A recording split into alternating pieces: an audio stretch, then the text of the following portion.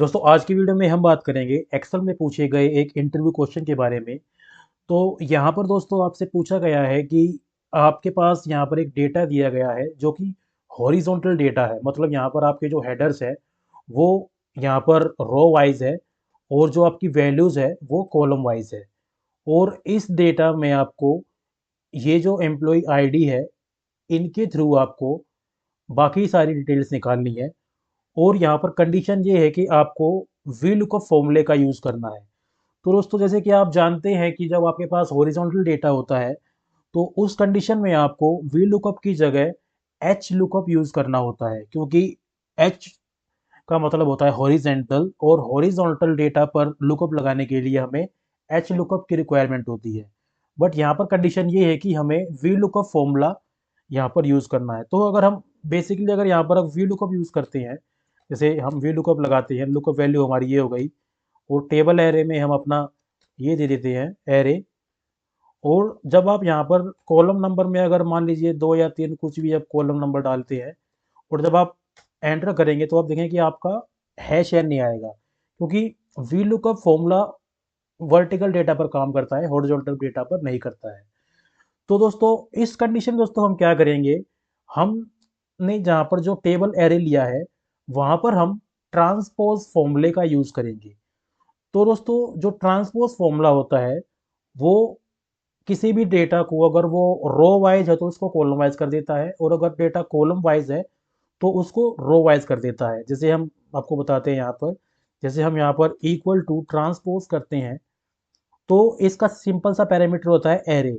तो मान लीजिए जैसे हमारा जो ये डेटा है हेडर्स है वो हमारे रो वाइज है, तो अगर हम अपना ये हेडर देंगे और हम ब्रैकेट क्लोज करके जब हम एंटर प्रेस करेंगे तो जो हमारा हेडर है वो कॉलम वाइज आ जाएगा जैसे हमें चाहिए। तो अगर आप ओल्डर वर्जन यूज़ करते हैं एक्सेल का तो उस उसमें आपको कंट्रोल शिफ्ट एंटर प्रेस करना होगा जब भी ये आप फॉर्मूला ये यूज़ करेंगे, क्योंकि ये एक एरे फॉर्मूला है। तो यहाँ पर मैं ऑफिस 365 यूज़ कर रहा हूँ तो सिर्फ मैं एंटर से ही इसमें काम कर सकता हूँ। तो यहाँ पर हम वी लुकअप फॉर्मूले के साथ ट्रांसपोज फॉर्मूला ही यूज़ करेंगे। तो देखते देखते हम कैसे इसको करते हैं। तो यहाँ पर डालते हैं अपना इक्वल टू और वी लुकअप, लुकअप वैल्यू हमारी होगी ये ऊपर वाला सेल, इसको हम लॉक कर देंगे। उसके बाद कोमा टेबल एरे। तो टेबल एरे में हम जो हमारी जो पूरी टेबल है इसको हम ट्रांसपोज फॉर्मूले के अंदर डाल देंगे, ट्रांसपोज। और ये हो गई हमारी टेबल, इसको हम लॉक कर देंगे, ब्रैकेट लगाएंगे, कोमा कॉलम नंबर। तो कॉलम इंडेक्स नंबर में भी दोस्तों हम यहाँ पर आपको पता है कि हम मैच फॉर्मूला लगाते हैं, तो हम यहाँ पर मैच लगाएंगे। लुकअप वैल्यू होगी हमारी ये कोमा।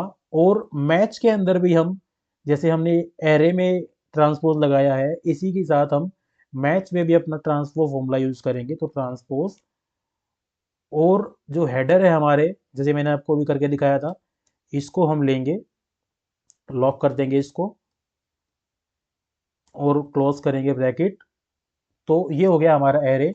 उसके बाद हम मैच टाइप लेंगे, मैच टाइप में हम एग्जैक्ट मैच देखेंगे, ब्रैकेट क्लोज करेंगे और कोमा 0 एग्जैक्ट मैच के लिए और ब्रैकेट क्लोज करेंगे।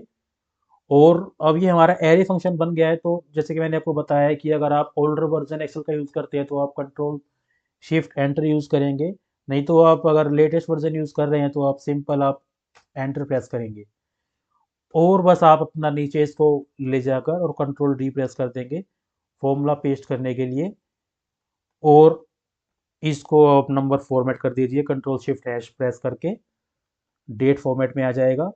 और दोस्तों इस तरीके से आप अपना हॉरिजॉन्टल डेटा पर अगर आपको कभी भी वी लुकअप का यूज़ करना हो तो आपको वी लुकअप फॉर्मूले के साथ ट्रांसपोज फॉर्मूला यूज़ करना होगा, ताकि आप हॉरिजॉन्टल डेटा को वर्टिकल में कन्वर्ट कर सके और उसके बाद जो है आपका फॉर्मूला काम करेगा।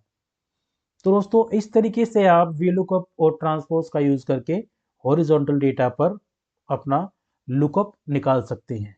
ठीक है दोस्तों, तो थैंक यू।